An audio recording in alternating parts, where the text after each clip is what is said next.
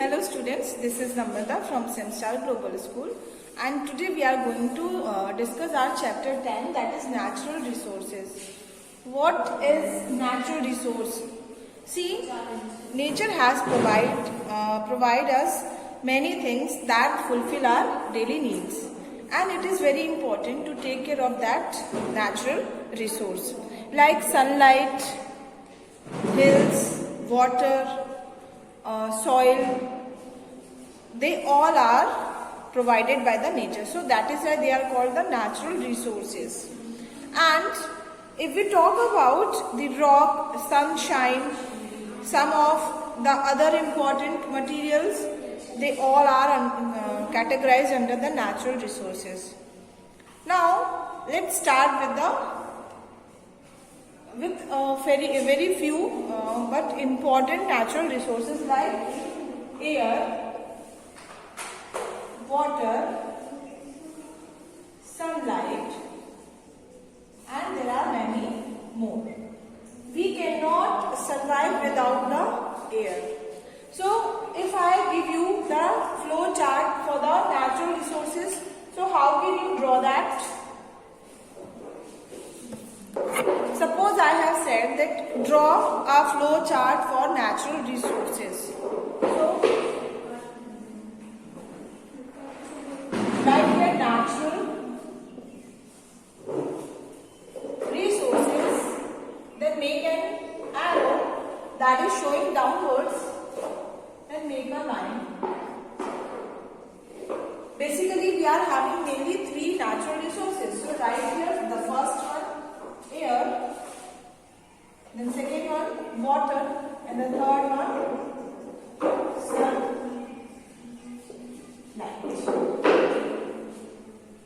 Now here we can write the uses of air, water and sunlight.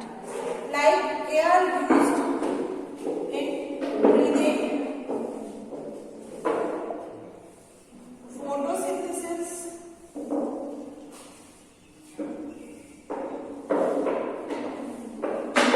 and filling in tires of the vehicle. So that is for the air. Now let's talk about water. So uses of water, very fast, drinking, then washing,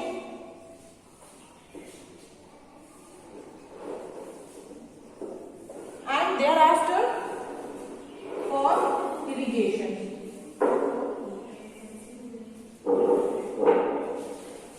If you want to include more uses of water, you can include, because there is a vast variety of the uses of water. And for sunlight, again, photosynthesis,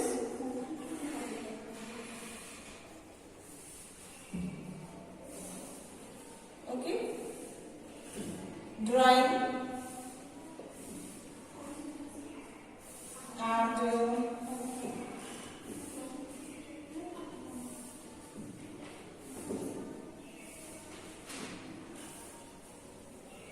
energy producing or energy production. So here it is called the flow chart, and now you have to learn all these terms because they are very important. Let's begin with uses of air.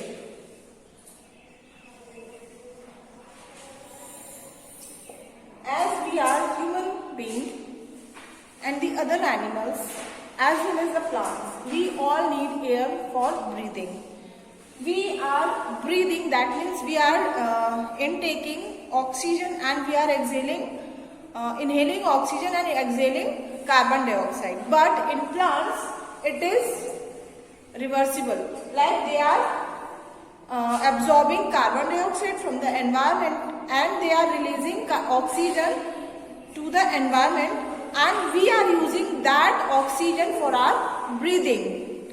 Some birds, not some birds, actually all the animals except some single cell animals or the organism and plants. All animals are using oxygen for their breathing, and oxygen, carbon dioxide, nitrogen, these all gases are present in the air, and we are specified to absorb particular gas from the environment, from the air, and we are filling air in our tire also, and some footballs, we need to fill air in that also so that it can bounce properly.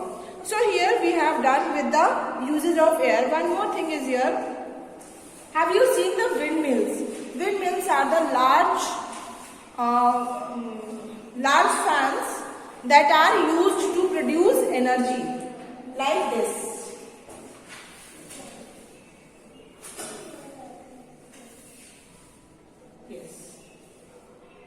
This is the windmill. So, as they are moving just because of the flow of the air, so movement of windmill is responsible for the production of energy. So, here we have done with the uses of air. Now, let's talk about next resource, that is water.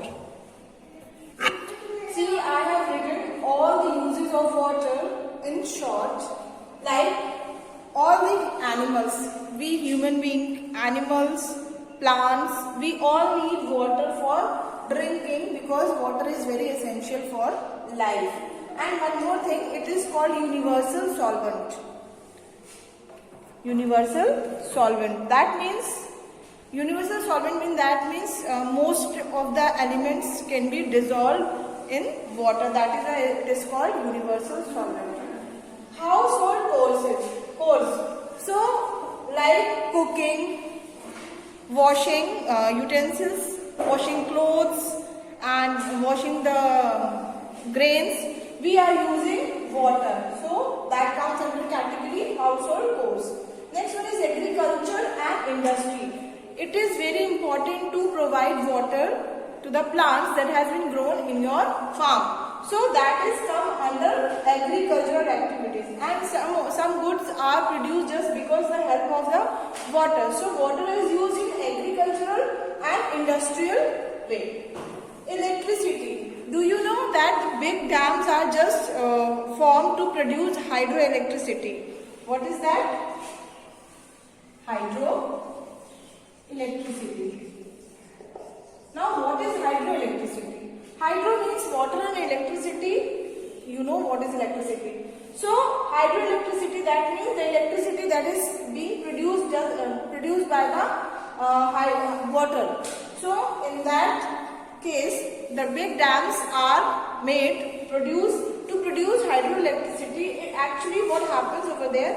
There are big turbines that are moving or running when the flow of the water is very high and it drop down or it pour down on that turbine. So just because of those turbines, the hydroelectricity is produced, and the dams are helping in producing hydroelectricity. So here that the hydroelectricity comes under category electricity. Next use is recreation, like swimming and boating. We are using water for our recreation.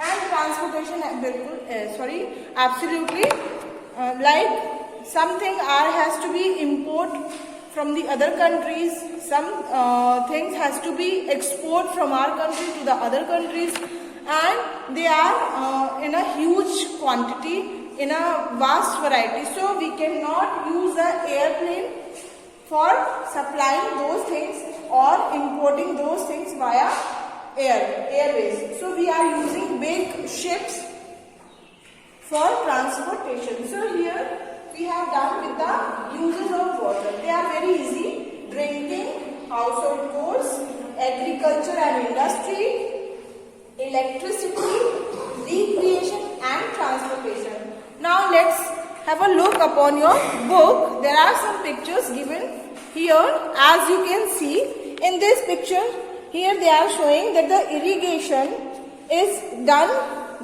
with the water. when you are supplying water to the plant, that is called the irrigation. Okay, then yes, water is essential for our life because we are drinking water, and without water we cannot survive. We will not be able to survive. Third one is transportation. See, here students are crossing the river just because of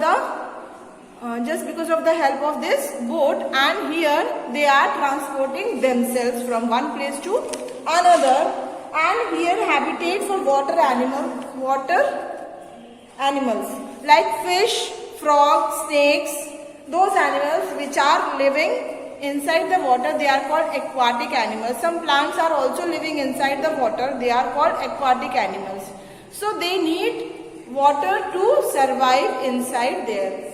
Okay, and here generating electricity. As you can see here, this is a dam, and here the water is flowing on that turbine, and turbine is moving. Just because of the movement of that turbine, the electricity is produced and it is supplied to the different parts of the state or the place, and just the electricity is passed by these big wires.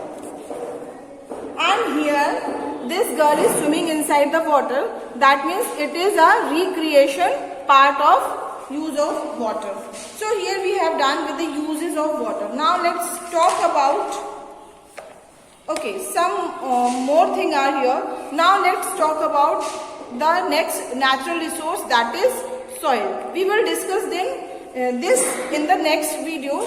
So here what we have learned in this video, we have learned what are natural resources like air, soil, water and sunlight.